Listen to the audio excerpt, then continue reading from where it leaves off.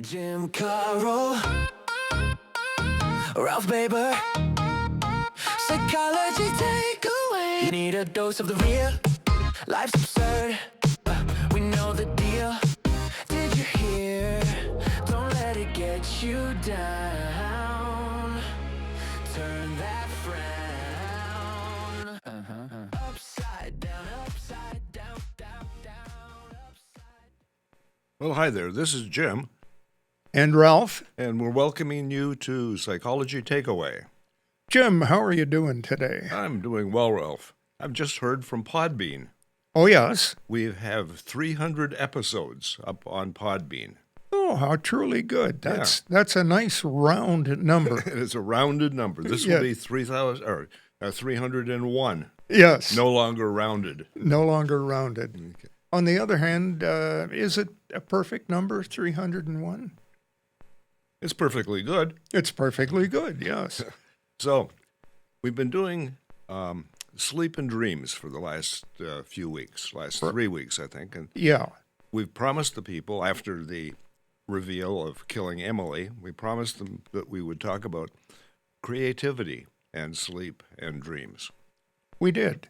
And, And one of the things we know is that for a lot of people, when they go to sleep and they have a dream, they end up solving a problem. And somehow or other you say, well, how can that be? How can you wake up with a solution to a problem? right, Well, one of the answers is you go to bed, and for a lot of people, whatever problem they have, they go to bed thinking about their problem. right. And then, through the magic of sleep, Washing away some of the flotsam and jetsam. yes. Okay. And so their brain kind of starts free associating, and you end up with what we've talked about it, REM sleep. Mm-hmm. Then there's NREM sleep, which is not REM sleep. Right. And that's the point between falling deeply asleep and falling into REM sleep, where you can say, I'm not quite asleep and I'm not quite awake, and yet your brain is still integrating things. Okay, yeah. And it could be something a little bit like the sleep we were talking about last week, lucid dreaming type of sleep. Yeah. So that, yeah, your brain is not shut off when you are asleep. That's no question about that. And, a lot of people used to think, it's 1/3 of my life wasted. I want to sleep 4 hours a night, not 8 hours. Why should I waste that 4 hours? Right. Well, you're not wasting the 4 hours. You're reintegrating your memories with new memories. Mm-hmm. You're doing a lot of work, and your brain, like the handy-dandy Granger truck that comes up and down the streets, your brain is cleaning itself. Mm-hmm. Yep. Today, we went into the coffee shop, and we were talking with one of the customers, and we asked if she dreamt. She said, yeah, she dreams all the time. So we continued and said, what do you dream about? She said, mainly the family. Okay. Remember? I remember she that. says, we've got this family that's really broken, and so in the dreams, I try to put it back together. I said, how is that working for you? She said, not working at all. But at least in her dreams, it was working. Yeah, and in her dreams, she had solutions to family problems. Now, her family problems were way different than family problems Right. that I have ever experienced. Good, good thing.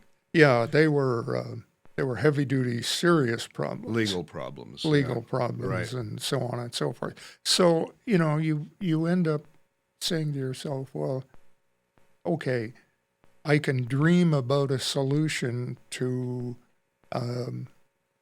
why I don't call my daughter often enough, or why she doesn't call me often enough. You can find a solution to that kind of thing, Mm-hmm. but you can't find a solution to, I've got 6 of my good relatives who are in jail. Right. You know, sure, unless you're a lawyer Yeah, I suppose. or Now a you- Jimmy Buffett type, or Warren Zevon who can sing "Send Lawyers Guns and Money." Now, you've done a little bit of research on creativity and sleep. You've identified a few people, right, Ralph? Right. Now, there's the well-known Auguste Kikuli. Oh, yes. So Auguste. Yes. We know him well, right? Right. Now, he dreamed about a snake eating its own tail, which is a very common image Uh-huh. in myth.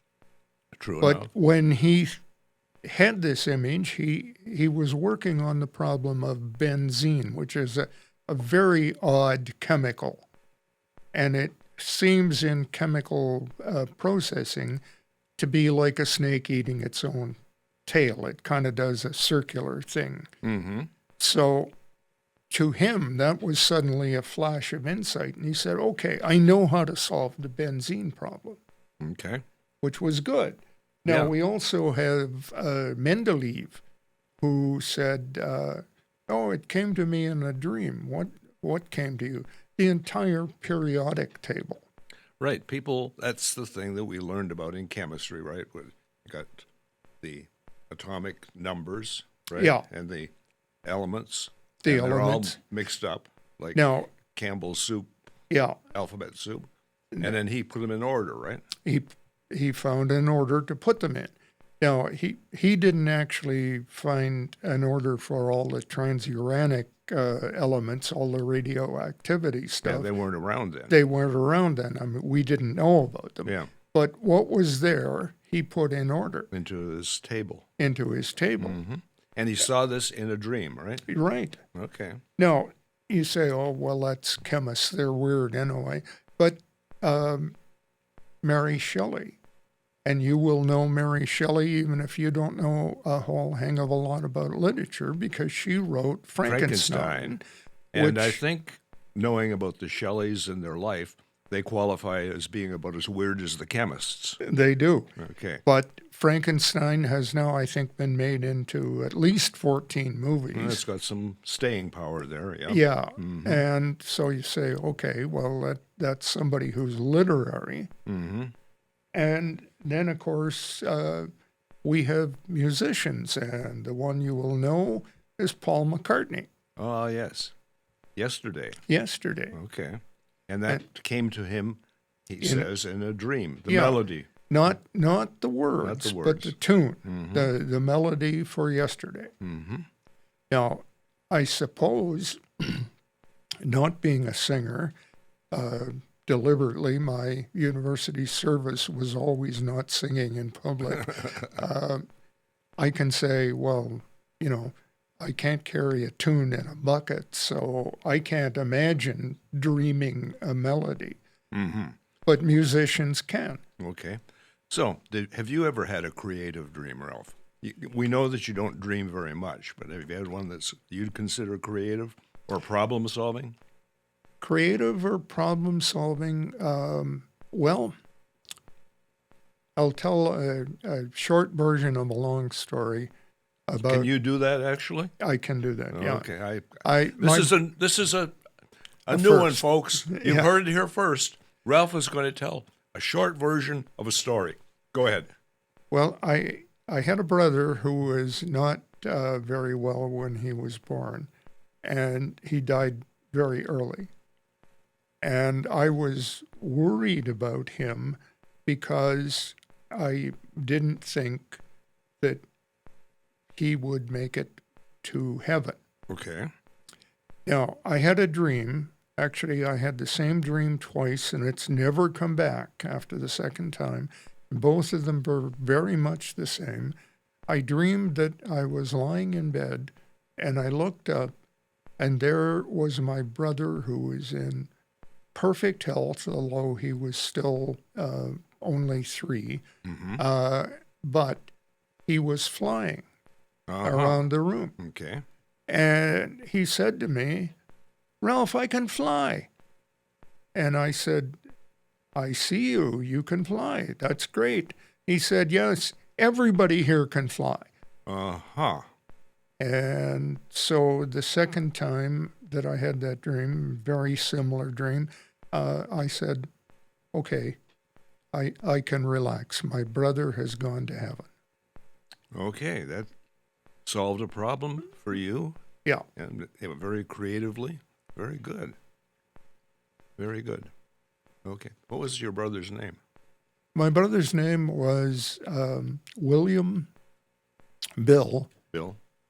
James, Jim. Jim. And my mother called him Jimmy, Mm-hmm. and my dad used to call him Billy. So, Okay. you know, Well, Jimmy, we'll be We joining salute you you. some of these days. yes. Okay. And I'm looking forward to flying.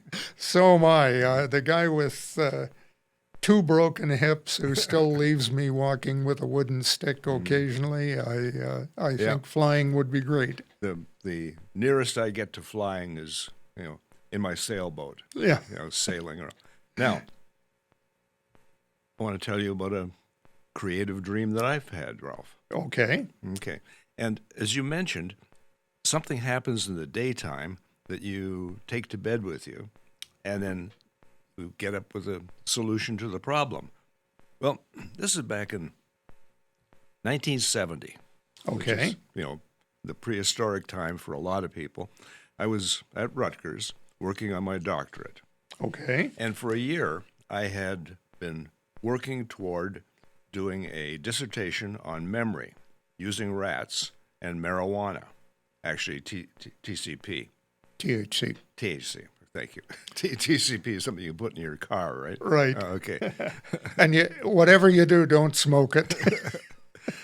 Yeah, you go up and It'll clean out your carburetor and almost everything else. Okay. So I've been working toward getting all of the permissions that I needed. I had a committee, and I had to get permissions from the FDA or somebody in Washington to get the liquid form of TCP. No, THC. And then get the state police and the Rutgers police and the New Brunswick police all to sign off, on it. And I was doing pretty well until I guess it was the Rutgers police refused to sign off on it, refused to let me have this stuff in the lab. I had the rats even. So I couldn't do my memory experiment. Okay. And to be clear about it, in the 1970s, without permission from the Rutgers police, there was a fair amount of THC being consumed On campus. on Yeah, campus. it's true enough. So I heard about this on a Thursday, okay? Mm-hmm. And I was on my internship also that year. So this is a Thursday, and I was asked to do a psychological evaluation on a 5-year-old kid, 5-year-old boy. And the referral was very specific. Normally, they're not very specific. Normally, it's, how is the social and emotional functioning? How is the cognitive functioning? In this case, the referral was, how is this child's visual memory? Okay. I mean, hey, it's not a big deal. Just use a visual memory test. The Graham Kendall is the one that we would normally use, and it's standardized for people who are 8 years of age or over, because the subject has to be able to look at a design, a geometric design, and then draw it. Okay. Kids who are under 7 are not capable of actually drawing the thing. It's just that they're just not at that developmental level. Okay, so they can scribble, Yeah, but they can't draw a shape. an accurate shape, yeah. So there's this 5-year-old boy, and I can't use the standard test. Okay, there's another test. It's called the ITPA, Illinois Test of Psycholinguistic Ability. They have a memory portion. You have to take these little tiles, and you see a geometric pattern, and they have to reproduce that pattern with the little tiles. Okay. Okay.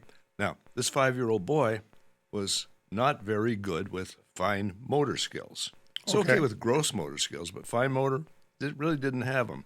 So in this case, if he picked up a tile and tried to put it over here, or it just Didn't work. couldn't do it. So I had a problem. How do I measure short-term visual memory with this little boy? So I went to sleep that night, and as I was sleeping, I had a dream. And in the dream, I'm administering the test. Same kid, looks exactly like the kid I had seen. And in this case, I had some index cards, and I made geometric shapes on the cards, like a cross. Showed him the card, put it down, and then I showed him a card with 4 additional geometric shapes. And he was able to point to the one that he had just seen. Okay, so these, to be clear on this, when you say geometric shape, this is not a complicated shape. It's not like a house plan. It's just a cross or a cross with 2 bars or something like that. Yeah. So I saw the kid the next day, gave him my little fabricated test. He did okay. So I was able to tell the person that referred the child, I think this child's visual memory is intact. And Okay. that's a good thing for a 5-year-old because, for them, lots of things are brand new. They're getting new things called numbers, new things called letters, and it's good to be able to remember those things. Yeah. And then later associate them with others. So I said, this kid's memory is okay. But remember, I had a problem. I didn't have a doctoral dissertation anymore.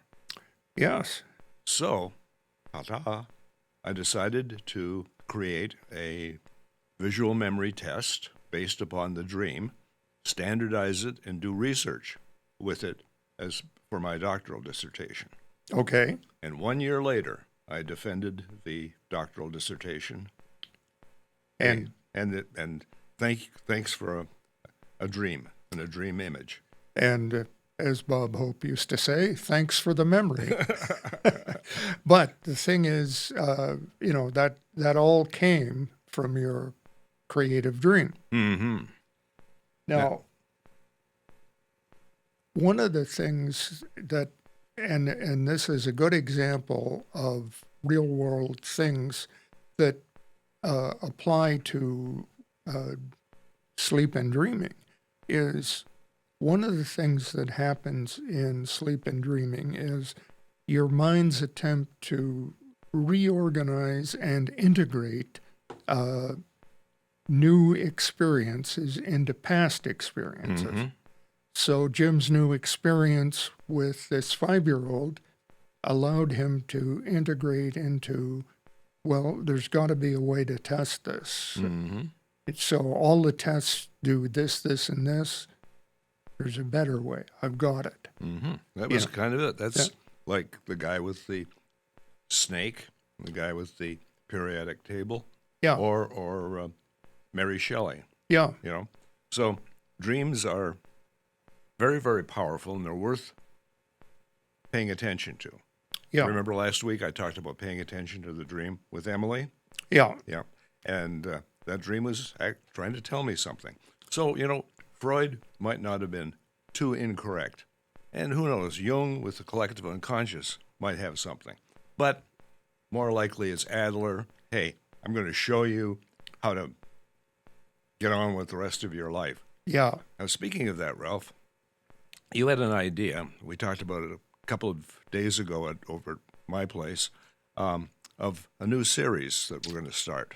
Yeah, and it's a series about you.